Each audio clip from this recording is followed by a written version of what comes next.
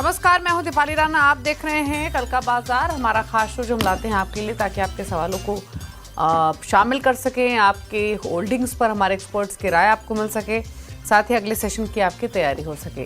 कोई भी सवाल आपके पास है अपने ट्रेडिंग इन्वेस्टमेंट पोजीशंस रिलेटेड, तो आप आ सकते हैं कल का बाजार में, अपने सवाल हमसे पूछ सकते हैं। कैसे पार्टिसिपेट कर सकते हैं, नोट कीजिए तरीका। आप अपने सवाल हमें व्हाट्सएप, सोशल मीडिया प्लेटफॉर्म्स के थ्रू भेज सकते हैं। 7045220000 हमारा व्हाट्सएप नंबर है। फेसबुक, ट्विटर पर जाएंगे तो ये शो आप लाइव भी देख सकते हैं, क्वेश्चन पोस्ट भी कर सकते हैं #आस्क लिखकर। आज आपकी सभी क्वेरीज को आंसर करने के लिए manasjaiswal.com के टेक्निकल एनालिस्ट मानस जायसवाल हमारे साथ बने हुए हैं। मानस, नमस्कार, स्वागत है आपका। और मानस से कल के सेशन के लिए आउटलुक लेंगे, लेकिन पहले लेकर आते हैं आज का एक रिकैप। आज क्या हुआ मार्केट में? तो आज लगातार तेजी का जो दौर हमने पिछले हफ्ते देखा वो आज भी कंटिन्यू होता हुआ दिखाई दिया। लगातार पांचवा सेशन था जब सेंसेक्स निफ्टी जोरदार तेजी के साथ बंद हुए। कारोबारी हफ्ते के पहले दिन निफ्टी 350 पॉइंट चढ़ा तो सेंसेक्स 855 पॉइंट चढ़ा।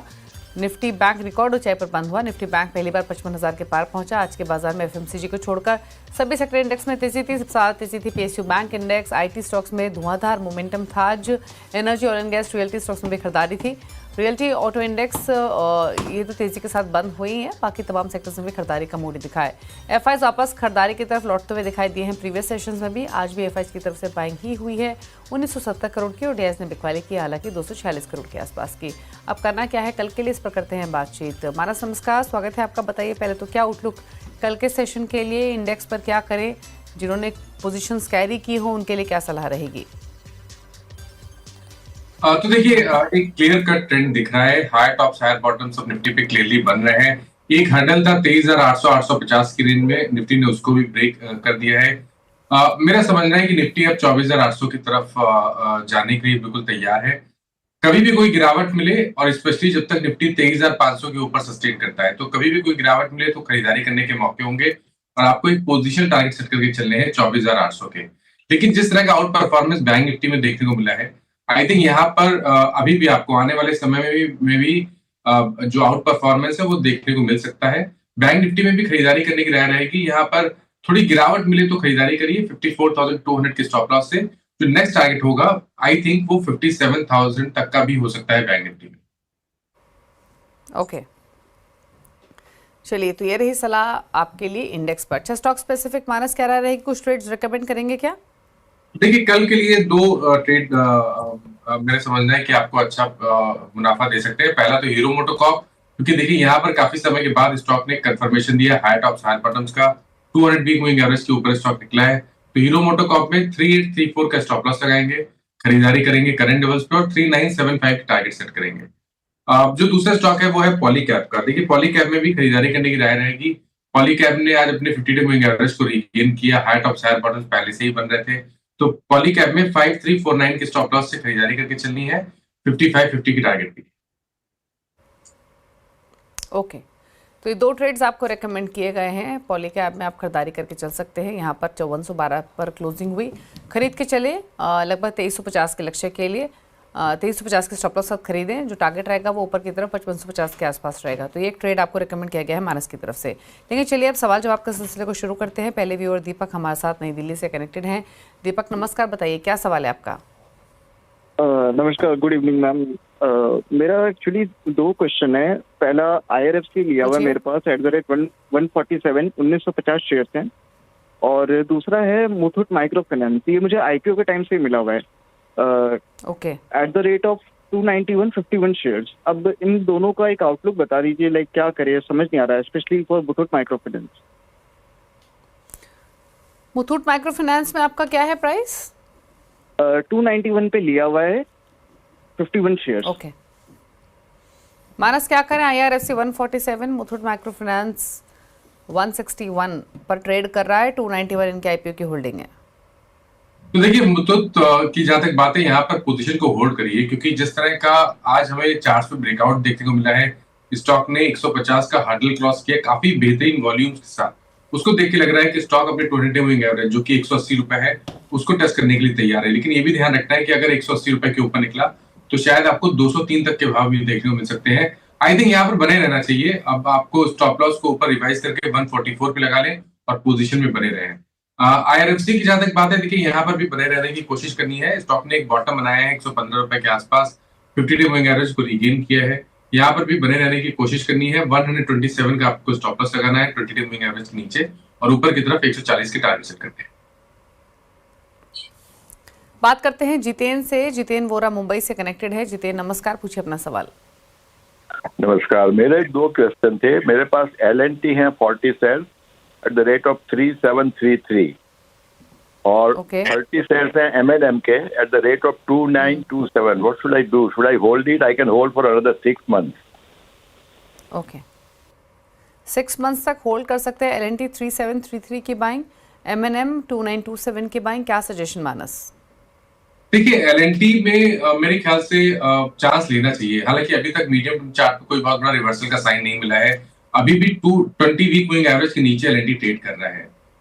लेकिन मेरा समझना है कि यहाँ से बहुत ज्यादा गिरावट देखने को मिलेगी नहीं, तो 3000 का स्टॉप लॉस लगा के पोजीशन को होल्ड करें, इस उम्मीद में कि अगर 3375 और 3450 की रेंज को ब्रेक करेगा LNT, तो कम से कम 3750 की तरफ जाने की कोशिश करेगा।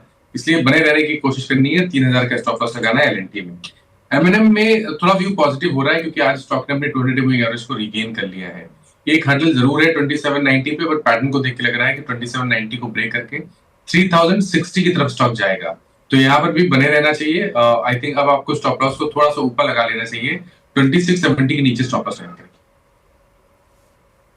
ठीक है, बात करते हैं राजेश से। अगले व्यूअर हैं हमारे साथ सवाल पूछने के लिए, ओडिशा से। राजेश नमस्कार, बताइए क्या सवाल है आपका? Good evening ma'am. 475 पैसा में आरती स्टील है और अभी ये खाली ट्रेड कर रहा है 412 के और 370 के बीच में, 60 के बीच में ट्रेड कर रहा है 2 महीने से। तो मेरा बाइंग है 475.35, 411 शेयर है। तो इसको क्या करना चाहिए? होल्ड करूं या 10 महीने तक होल्ड कर सकता हूं? पूछ लेते हैं। आपने बताया 475 की बाइंग है आपके आरती इंडस्ट्रीज में, साल भर तक रख सकते हैं। 411 शेयर्स हैं, थोड़ा नीचे आपके बाइंग प्राइस से। क्या सजेशन रहेगा इनके लिए? क्या करें इस पोजीशन में आरती इंडस्ट्रीज? तो देखिए अब इस पोजीशन में बने रहे, क्योंकि अगर आप डेली चार्ट देखेंगे तो वहां पे आपको RSI पे पॉजिटिव डाइवर्जन दिखेगा। आज स्टॉक ने अपने 50 डे मूविंग एवरेज को रीगेन कर लिया है, प्राइस ब्रेकआउट है। पैटर्न को देख के लग रहा है कि 200 डे मूविंग एवरेज जो कि 480 है उसकी तरफ स्टॉक जाने की कोशिश करेगा। लेकिन ये भी ध्यान रखिए कि अगर 480 के ऊपर निकलेगा तो 540 तक की रैली भी स्टॉक दिखा सकता है, इसलिए यहाँ पर बने रहने की कोशिश करनी है। आई थिंक अब आपको स्टॉप लॉस 384 के नीचे लगाना है। ओके, बात करते हैं शुभ से। अगले व्यूअर हैं हमारे साथ अहमदाबाद से। शुभ, गुड इवनिंग, पूछिए अपना सवाल। हेलो मैडम, एक्चुअली मेरे फादर ने रफली अराउंड 2019 और 18 के आसपास 2000 शेयर खरीदा था इंडिगो का। रफली अराउंड प्राइस होगा 750 में। तो मेरे को मार्केट के बारे में पता नहीं उतना। शुड आई होल्ड और should I sell? What should I do? Okay, तो आपने बाइंग प्राइस क्या बताया? 750। My father bought 2000 quantity. या आप इंडिगो पेंट्स की बात कर रहे हैं, राइट? नहीं, इंडिगो एयरलाइन मैम। इंडिगो अच्छा, एविएशन। इंडिगो एयरलाइन की आप बात कर रहे हैं। तो आपकी तो काफी अच्छे लेवल्स की एंट्री है उस हिसाब से। तो आपके फादर ने जिस लेवल पे लिया है 6000 पे स्टॉक हो चुका है। एक बार मुझे आप अपने होल्डिंग बताएंगे, कितनी क्वांटिटी कितनी है? 2000। मतलब क्या जबरदस्त मुनाफा इनको हो रहा है। 4700 रुपये पर स्टॉक का मुनाफा, कंसीडरिंग क्वांटिटी 2000 स्टॉक्स की है। आपको तो थैंक यू बोलना चाहिए अपने फादर को, कितने अच्छे लेवल की बाइंग और कितनी अच्छी क्वांटिटी उन्होंने स्टॉक की ली हुई है। जबरदस्त मुनाफे में है। मानस लेना है कुछ प्रॉफिट या होल्ड रखे? नहीं, बिल्कुल होल्ड करना चाहिए। देखिए वीकली और मंथली चार्ट पे ब्रेकआउट है, जिसके टारगेट कम से कम 6200 के आसपास के आते हैं। तो अभी भी पोटेंशियल है स्टॉक में, और मेरा तो समझना है कि ये पोर्टफोलियो में रखने जैसा स्टॉक है। 6200 टेक्निकल टारगेट आता है, लेकिन अगर आप कोई लंबे समय के लिए रखेंगे तो शायद आपको ज्यादा बेहतर रिटर्न्स मिल सकते हैं। और अब देखिए, जब तक ये 49 मिनट के ऊपर ट्रेड करता रहे, हर गिरावट पे खरीदारी करनी चाहिए, और टारगेट कम से कम 6200 के आप सेट कर सकते हैं। ओके, चलिए, तो ये रहा सजेशन आपके लिए आपकी इस पोजीशन पर। ज़बरदस्त मुनाफा।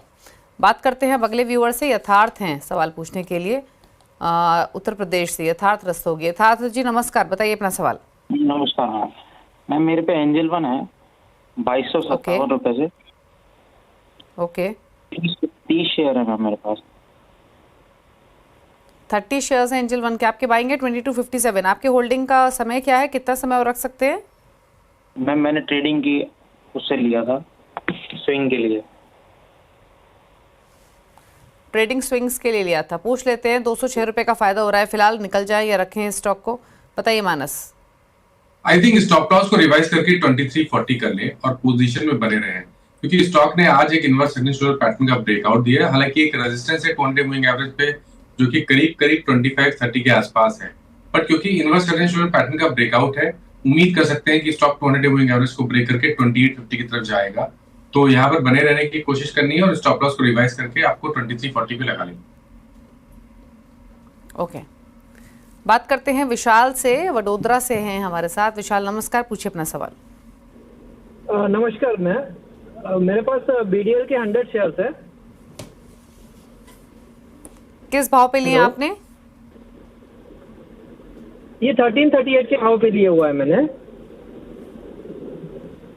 ओके, और क्या जानना चाहते हैं क्या आप? करना है इसका? मतलब 1 साल से होल्ड कर रहा हूँ मैं उसे, तो अभी और क्या कर सकते हैं? मतलब उसको 1-1.5 साल हो गया अप्रोक्सीमेटली।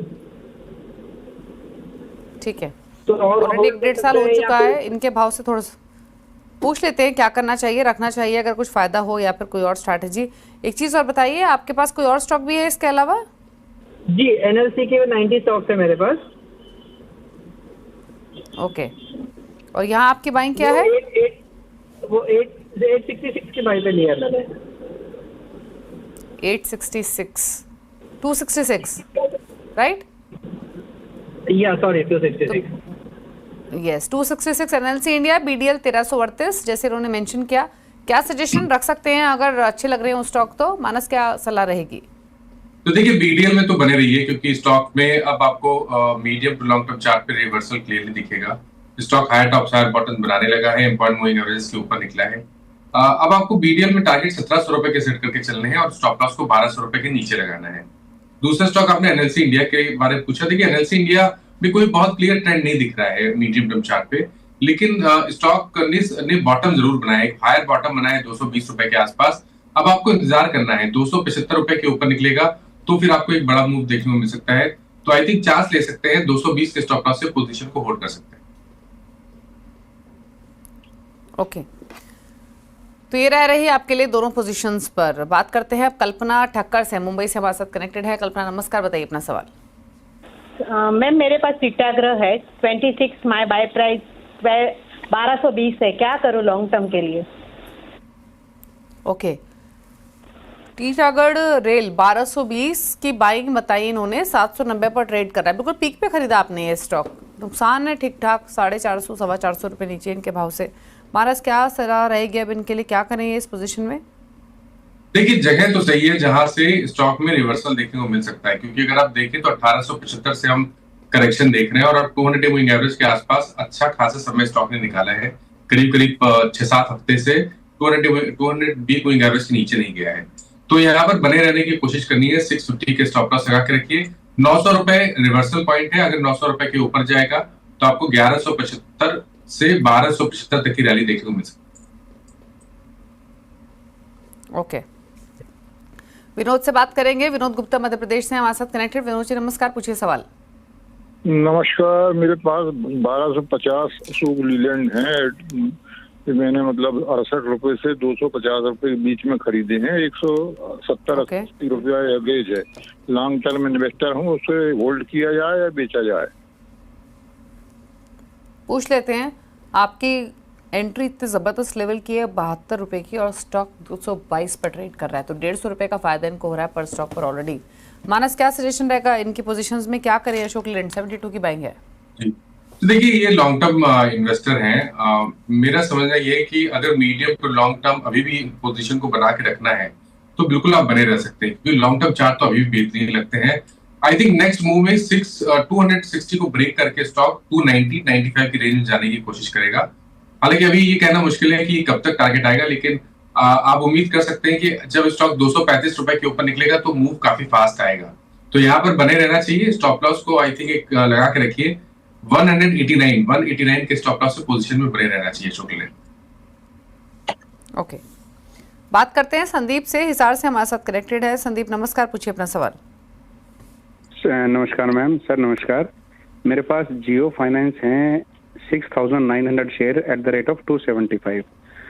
तो मैं जानना Okay. चाहता था कि मैं मार्च तक होल्ड कर सकता हूँ, मैक्सिमम मार्च Okay. 2026 मार्च तक। तो हाँ जी, ओके, मार्च तक होल्ड कर सकते हैं, यानी 1 साल का समय दे सकते हैं। 275 के बाएंगे, क्वांटिटी ठीक ठाक है, 7,000 शेयर है लगभग।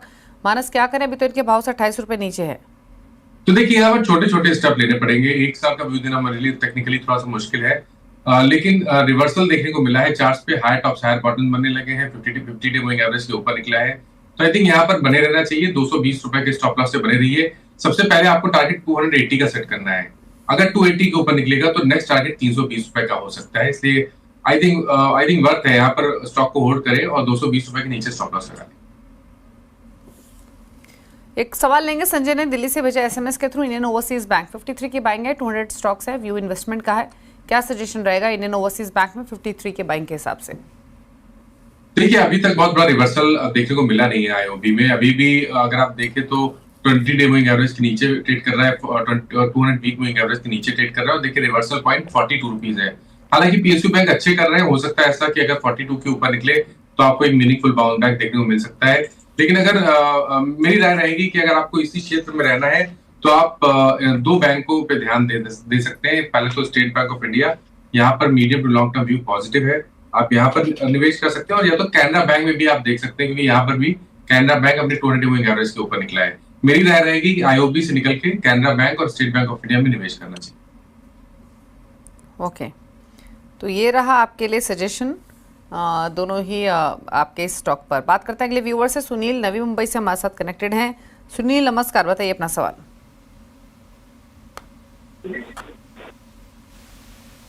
सवाल पूछिए सुनील, बताइए क्या सवाल है।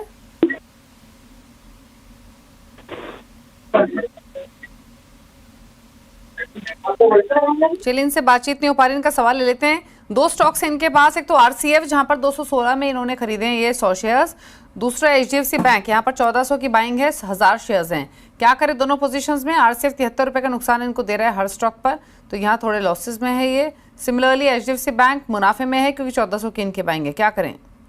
तो देखिए आरसीएफ ने बॉटम बनाया है। पिछले 5 दिनों से हम देख रहे हैं कि हाई टॉप हाई बॉटम बनने लगे हैं। 50 डे मूविंग एवरेज और 20 वीक मूविंग एवरेज के ऊपर निकला है। आई थिंक यहाँ पे चांस लेना चाहिए। 109 रुपए के स्टॉप लॉस से पोजीशन को होल्ड करिए। सबसे पहले आपको टारगेट 157 का सेट करना है, लेकिन अगर 157 के ऊपर निकलेगा तो नेक्स्ट टारगेट कम से कम 180 रुपए का होगा। तो यहाँ पर बने रह सकते हैं। 109 रुपए का आपको स्टॉप लॉस लगाना है। और एचडीएफसी बैंक तो definitely medium term long term के लिए बेहतरीन लग रहा है। फ्रेश ब्रेकआउट चार्ट पे देखने को मिला है। अगर आपके पास करीब 6 से 8 महीने का समय है तो आप टारगेट 2300 रुपए के सेट कर सकते हैं। तो एचडीएफसी बैंक में भी गिरावट पे खरीदारी कर सकते हैं। आपकी पोजीशन है वहां पर बनी रही है। 1720 का स्टॉप लॉस लगा लीजिए। ओके, बात करते हैं उदयास की। इन्होंने सवाल भेजा एसएमएस के थ्रू कर्नाटका से। Asian paints long term view है, 2400 की बाइंग है, 1000 स्टॉक्स है, क्या करे पोजीशन में? देखिए अब ऐसा लग रहा है कि एशियन पेंट्स से बॉटम बनाया है, लेकिन अभी ये कहना कि जो पिछला हाई था उसको टेस्ट करेगा, ये कहना थोड़ा जल्दी है। लेकिन करंट लेवल से एक मीनिंगफुल बाउंस बैक देखने को मिल सकता है, जिसमें 2750 2760 तक के भाव देखने को मिल सकते हैं। आई थिंक बने रहना चाहिए अपनी पोजीशन में। आप पोजीशन को होल्ड करिए और अब आप स्टॉप लॉस जरूर लगा लीजिए। 2350 के नीचे स्टॉप लॉस लगा कर रखिए। ओके, तो ये रहा सवाल। अब बात करते हैं एक और सवाल की। आनंद तिवारी ने दिल्ली से एक सवाल भेजा। एमएमटीसी पर 110 शेयर्स है, 89 इनका परचेजिंग प्राइस है, क्या करें इस पोजीशन में? एमएमटीसी 89 की बाइंग के हिसाब से। देखिए पैटर्न तो अभी भी वीक लगता है। मेरे ख्याल से कभी भी कोई उछाल मिले तो वहां पर निकलने की कोशिश करनी है। शायद आपको रिकवरी में 60 से 65 की रेंज देखने को मिल सकती है, बट वहां वो अपॉर्चुनिटी होगी एग्जिट करने के लिए लॉन्ग पोजीशन से। और यहाँ पर आप फ्रेश खरीदारी केवल 80 रुपए के ऊपर ही करनी चाहिए। ओके, तो ये रही सर आपके लिए आपके पोजीशंस पर। चलिए रुक रहे हैं एक ब्रेक के लिए। ब्रेक के उस पर कुछ और क्वेश्चंस करेंगे शामिल, सोशल मीडिया से भी करेंगे सवालों को पिक। चलो वापस आते हैं। आप देख रहे हैं कल का बाजार। मानस हमारे साथ बने हुए हैं आपके सभी क्वेरीज को आंसर करने के लिए। सवाल लेते हैं कुछ सोशल मीडिया से। पहले ट्विटर की तरफ चलते हैं। सरोज कुमार तिवारी ने एक सवाल भेजा है। अदानी पोर्ट्स पर 60 शेयर्स है, 1319 की बाइंग है, व्यू है लॉन्ग टर्म का, क्या करें? तो देखिए अदानी पोर्ट में बने रह सकते हैं। 1050 के स्टॉप लॉस से 8 से 10 महीने के लिए होल्ड करिए। आई थिंक स्टॉक 1300 रुपए के ऊपर निकलेगा तो 1550 तक जा सकता है।